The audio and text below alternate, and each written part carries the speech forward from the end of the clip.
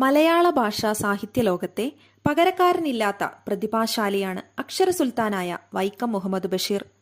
മലയാള ഭാഷയിൽ സ്വന്തമായൊരു ഇരിപ്പിടം സൃഷ്ടിക്കുകയും തന്റേതായ ഭാഷാശൈലി കൊണ്ട് മലയാളിയുടെ ഭാഷാ ലാവണ്യബോധത്തെ അട്ടിമറിക്കുകയും ചെയ്തുകൊണ്ട് അദ്ദേഹം സമ്പന്നമാക്കിയ ഭാഷാസാഹിത്യം ഇതിഹാസത്തിന്റെ ഭാഗം തന്നെയാണ്. ബഷീർ ഒരിക്കലും വാക്കുകളുടെ പിറകെ പോയില്ല. മറിച്ച് ഭാഷ അദ്ദേഹത്തിന്റെ തൂലികത്തുമ്പിലേക്ക് കരഞ്ഞു വിളിച്ചുകൊണ്ട് ഒഴുകിയെത്തുകയായിരുന്നു. അതുകൊണ്ടാണ് മലയാള ഭാഷയിൽ എല്ലാ അക്ഷരങ്ങളും അറിയില്ലെന്ന് പറഞ്ഞ ഈ കഥാകാരൻ ഒരു പുതുഭാഷയുടെ ശബ്ദധാരാവലി തന്നെ മലയാളത്തിൽ സൃഷ്ടിച്ചെടുത്തത്. നാടൻ മൊഴികളുടെയും നാട്ടുഭാഷയുടെയും സൗന്ദര്യതലം അദ്ദേഹം കാട്ടിത്തന്നു. ഇങ്ങനെയും എഴുതാമെന്ന് ബഷീറിനല്ലാതെ മറ്റൊരു എഴുത്തുകാരനും കാണിച്ചു തരാൻ കഴിയില്ലെന്നതു തന്നെ. തന്റെ എഴുത്തിൽ മാത്രമല്ല, ഭാഷാശാസ്ത്രത്തിൽ തന്നെ ഒരു ആന്റി ഹ്യൂമനിസ്റ്റ് ആയിരുന്നു അദ്ദേഹം.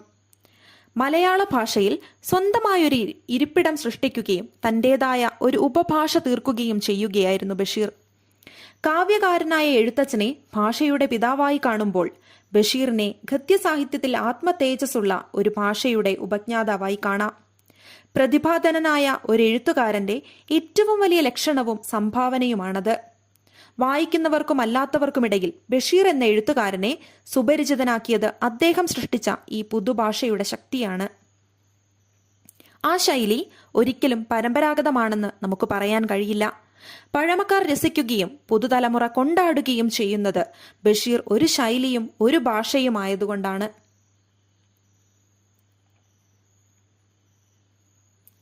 വ്യാകരണമുക്തമായ മലയാള ഭാഷയായിരുന്നു ബഷീറിൻ്റേത്. വരമൊഴി എന്നത് ഈ എഴുത്തുകാരനെ സംബന്ധിച്ചിടത്തോളം അളുമ്പൂസൻ ഭാഷയായിരുന്നു. നേരും നുണയും എന്ന പുസ്തകത്തിലെ ഒരു കുറിപ്പിൽ ബഷീർ ഇതിന് അടിവരയിടുന്നുണ്ട്. അച്ചടി ഭാഷയെ ചോദ്യം ചെയ്യാൻ ബഷീർ തന്നെ തന്റെ പല കൃതികളിലും ഉപാഖ്യാനം നടത്തുന്നുണ്ട്.